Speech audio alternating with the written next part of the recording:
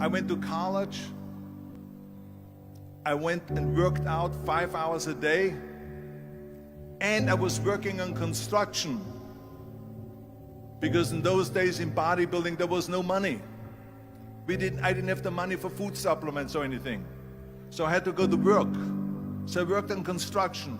I went to college. I worked out in the gym. And at night, from 8 o'clock at night to 12 midnight, I went to acting class 4 times a week. So I did all of that. There was not one single minute that I wasted. And this is why I'm standing here today. With the age of 20, I went to London and I won the Mr. Universe contest as the youngest Mr. Universe ever. And it was because I had a goal. You see, if you don't have a vision of where you go, and if you don't have a goal where you go, you drift around and you never end up anywhere. 74% hate their job in America. The majority of people don't like what they're doing because they're really not doing it because they didn't have a goal and they followed this goal. They just aimlessly drift around, and then all of a sudden there's a job opening, so they get that job because you have to work. But then when you work, it's a chore. It's work. It's not fun. So if you think about, only a quarter of the people really enjoy what they're doing in life.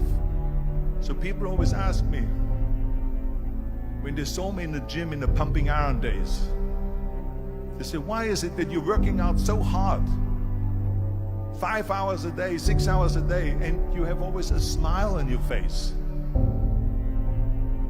The others are working out just as hard as you do, and they look sour in the face. Why is that? And I told people all the time, I said, because to me, I'm shooting for a goal. In front of me is the Mr. Universe title. So every rep that I do gets me closer to accomplishing that goal, to make this goal, this vision, turn into reality. Every single set that I do, every repetition, every weight that I lift will get me a step closer to turn this goal into reality. So I couldn't wait to do another 500-pound squat. I couldn't wait to do another 500-pound bench press. I couldn't wait to do another 2,000 reps of sit-ups. I couldn't wait for the next exercise. So let me tell you something, visualizing your goal and going after it makes it fun. You got to have a purpose no matter what you do in life. You got to have a purpose. And Muhammad Ali worked his butt off. And I saw it firsthand. And I remember that there was a sports writer that was there in the gym when he was working out and he was doing sit-ups. And they asked him, how many sit-ups do you do? And he said, I don't start counting until it hurts. Now think about that. He doesn't start counting his sit-ups until he feels pain. That's when he starts counting. That is working hard. And so you can't get around the hard work. It doesn't matter who it is. Work your ass off. There is no magic pill. There is no magic out there. You cannot get around. You have to work and work and work. Make sure of this and make sure of that and all that stuff. So it's work. And it drives me crazy when people say that they don't have enough time to go to the gym for 45 minutes a day and work out. Or to do something for 45 minutes to an hour a day to improve. If it is physically improve or if it is mentally to improve. Imagine you read 1 hour a day about history. How much you will learn after 365 hours in 1 year. Think about if you study about the history of musicians, of composers, how much you would know.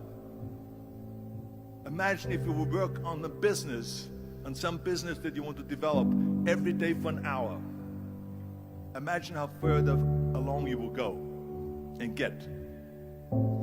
So it drives me nuts because when people say we don't have the time, we have 24 hours a day. We sleep 6 hours a day, so that gives you still 18 hours. There's someone shaking their head out here in front. They say probably, I don't sleep 6 hours, I sleep 8 hours, right? Or just sleep faster. So we have 18 hours a day. The average person works around 8 to 10 hours. So let's assume it's 10 hours, so we have 8 hours left.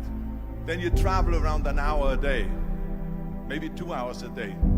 So now you have still 6 hours left. So what do you do with these 6 hours? What do you do with these 6 hours? Then we eat a little bit, maybe schmooze a little bit,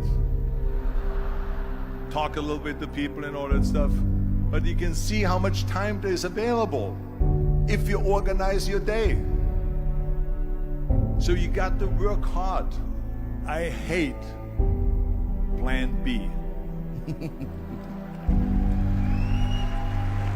And I tell you why. Because we have so many doubters, as I've said earlier, the no-sayers. We have so many of those people that say no and you can't do it, that's impossible. That is okay because we just turn off, as I said earlier, and we listen and we hear the no being a yes. You can't do it, you can do it, and all of that. So that is possible to do that amongst all the negative people around you. But when you start doubting yourself, that's very dangerous. Because now what you're basically saying is that if my plan doesn't work, I have a fallback plan, I have a plan B. And that means that you start thinking about plan B, and every thought that you put into plan B, you're taking away now that thought and that energy from plan A.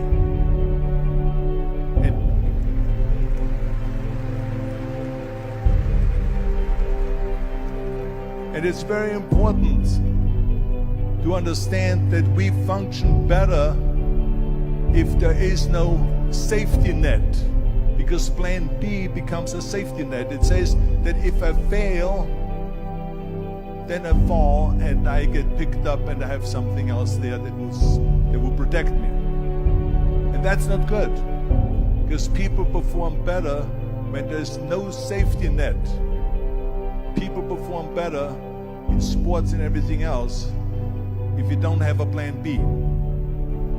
I'm telling you, I've never ever had a plan B. I made a full commitment that I'm gonna go and be a bodybuilding champion. I made a full commitment that I'm gonna be in America. I made a full commitment that I'm gonna get in the show business and I'm going to be a leading man. No matter what it takes, I will do the work. I will do the work over and over and over until I get it. And the same was in politics, in everything like that. So to me, it is very dangerous to have a plan B, because you're cutting yourself off from the chance of really succeeding. And the reason, one of the main reasons why people want to have a plan B is because they are worried about failing. What is if I fail, then I don't have anything else? Well, let me tell you something. Don't be afraid of failing, because there's nothing wrong with failing. You have to fail in order to climb that ladder. There's no one that doesn't fail. Michael Jordan said in one of his interviews, when they said, "You're unbelievable, you're the greatest basketball player of all times." I mean, tell me about that. And he says, "Well, you're just mentioning the successes." But he says, "For me to become the greatest basketball player, I missed 9,000 shots when I was playing basketball at the NBA games."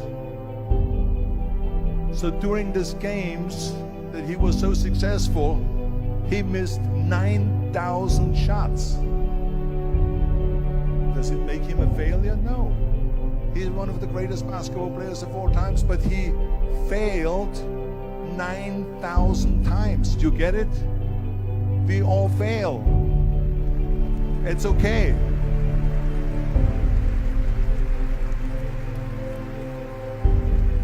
What is not okay is that when you fail, you stay down.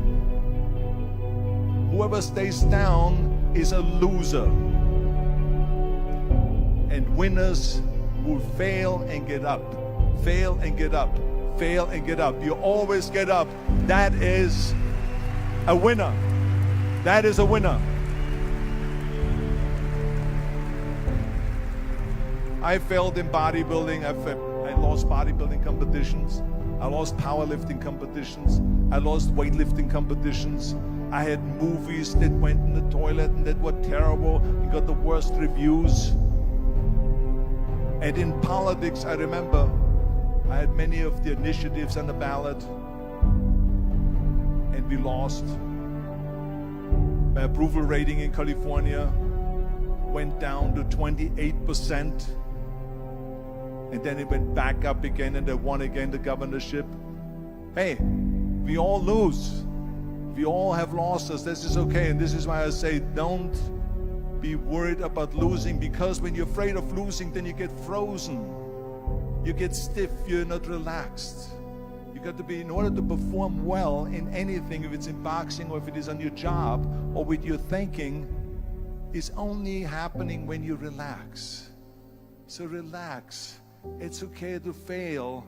Let's just go all out and give it everything that you got. That's what it is all about. So don't be afraid to fail.